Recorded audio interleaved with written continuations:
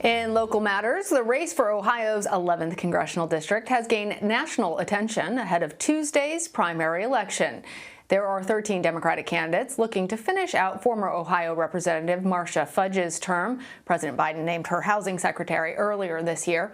The 11th district is heavily Democratic, so experts say Tuesday's winner has a clear path to victory in Congress.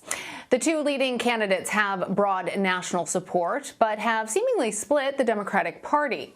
Former State Senator Nina Turner has picked up endorsements from the more liberal wing of the party, including Vermont Senator Bernie Sanders.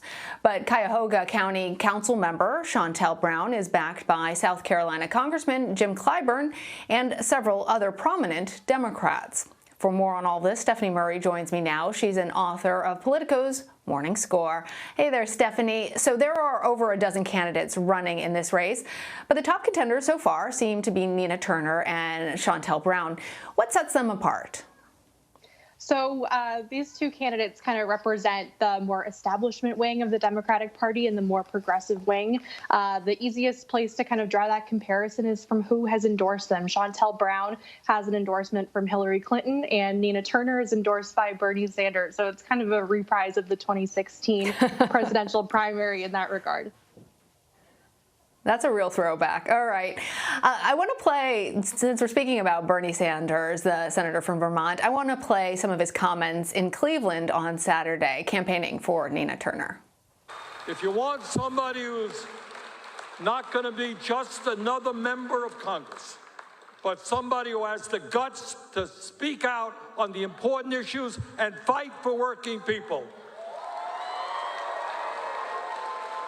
I am here today to urge you to elect Nina Turner as your next member of Congress. Thank you. So, Stephanie, tell us a little bit more about this tension that's playing out between the more progressive and moderate wings of the Democratic Party.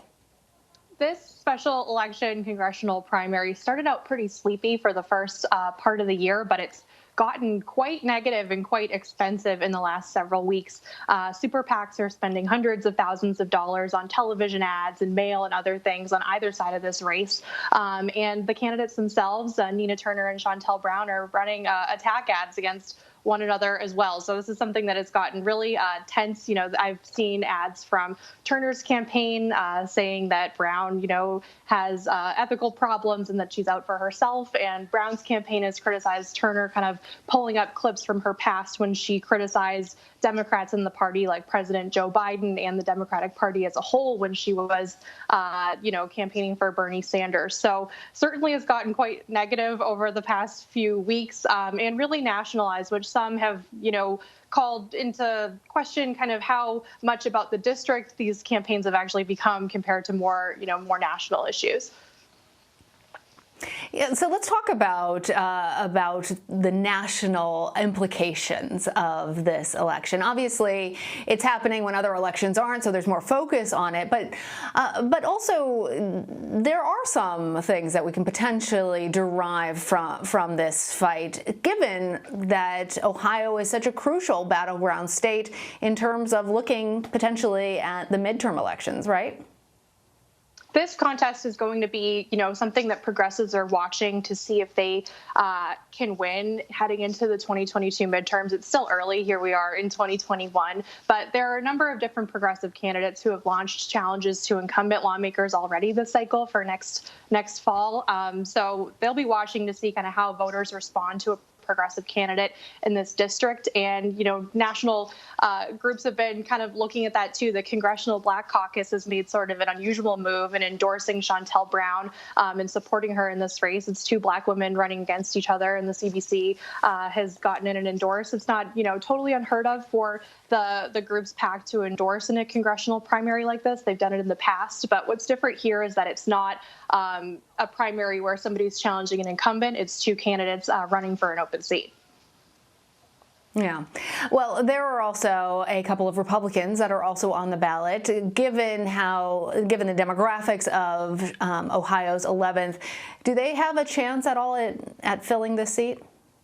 I think that would be a pretty tough hill to climb. So the two Republicans running in the race are Laverne Gore and Felicia Ross. Ross actually ran as a Democrat in a past cycle for Congress, and Gore ran against Marcia Fudge last year, and I think got about 20% of the vote. So this is a safe Democratic district, and that's part of the reason there's so much focus on it right now, because whoever wins the primary is, presumably going to be the next member of Congress from Ohio's 11th congressional district.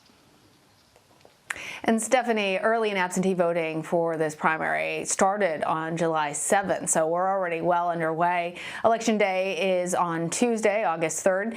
Do we know anything yet about how many early votes have been cast so far, or anything in terms of turnout?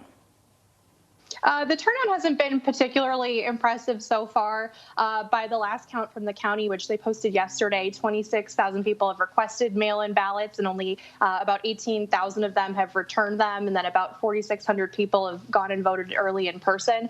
By comparison, Marcia Fudge last fall in the 2020 general election got just under 250,000 votes. So the turnout still remains pretty low, but we are, in the middle of the summer, especially when things are reopening and voters aren't paying a whole lot of attention. So it'll be interesting to see, how many people turn out on Tuesday, especially since if they've turned on their televisions over the past few weeks, the only thing that they've seen is ads from these two campaigns and the groups supporting them. All right, Stephanie Murray, thank you so much for joining. Thanks for having me.